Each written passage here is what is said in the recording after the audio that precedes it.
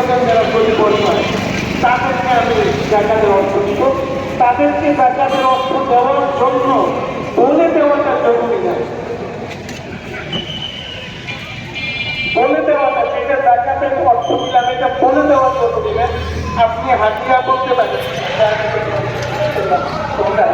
সেটাও বলতে পারেন, কিন্তু এটা জাকাতের জন্য আপনি আলাদা করেছেন, আপনি নিয়োগ করেছেন জাকাত, এটা হইতে হবে।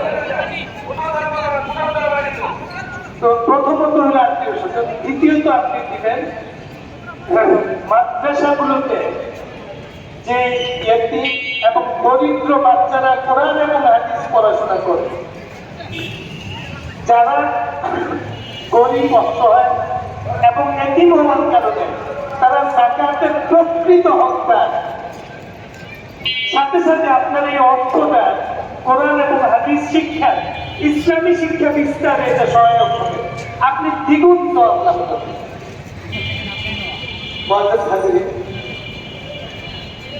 আমাদের এই মসজিদের সঙ্গেও একটা হিফজখানা আছে, যেখানে অনেক অসহায় বাচ্চারা এখানে পড়াশোনা করে। আপনাদের দেওয়ার অর্থ থেকেই তাদের ভরণ পোষণ, খাওয়া দাওয়া, চিকিৎসা এটা হয়। এবং এখানে সুবিধা বঞ্চিত শিশুদের জন্য একটা বক্তব্য আছে। এই বক্তব্যের ব্যয় নির্বাহ কিন্তু আপনাদের এই জাকাত এবং সাদাকাত থেকে আপনারা এখানে সহযোগিতা করবেন। এছাড়া যত কওমি মাদ্রাসা আছে, যেখানে গ্লোবাল ফান্ড আছে, বিড়লা ফান্ড আছে, এখানে আছে, সেখানে আপনারা আপনাদের এই জাকাতের অর্থ আপনারা দেবেন।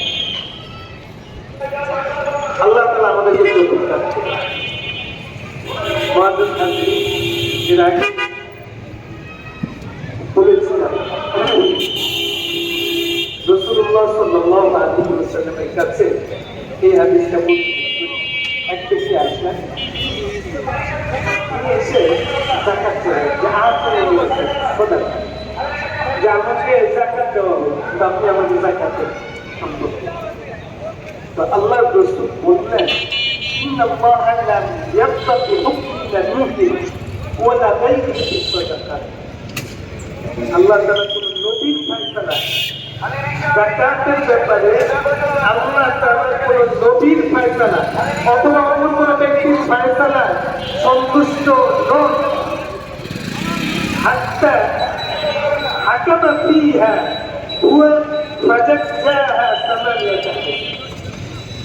স্বয়ং আল্লাহ তাআলা নিজে জাকাত কাদেরকে দেওয়া হবে এটা আল্লাহ তাআলা নিজে বলেন।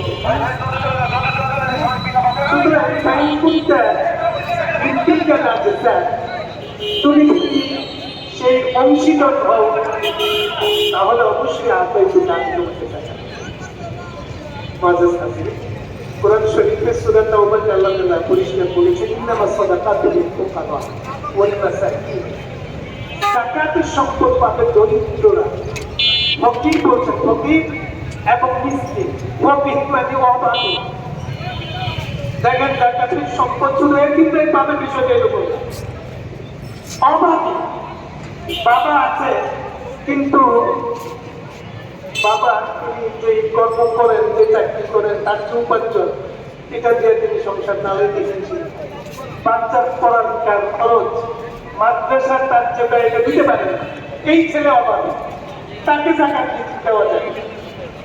আর ওর মাসাকিন, মাসাকিন মানে যার একদিনের খাবার অবশ্যই আমরা যাচাই বাছাই করে আল্লাহ তাআলা আমাদেরকে সঠিকভাবে জাকাত দেওয়ার তৌফিক দান করুন। ওয়া আখিরু দাওয়ানা আলহামদুলিল্লাহ।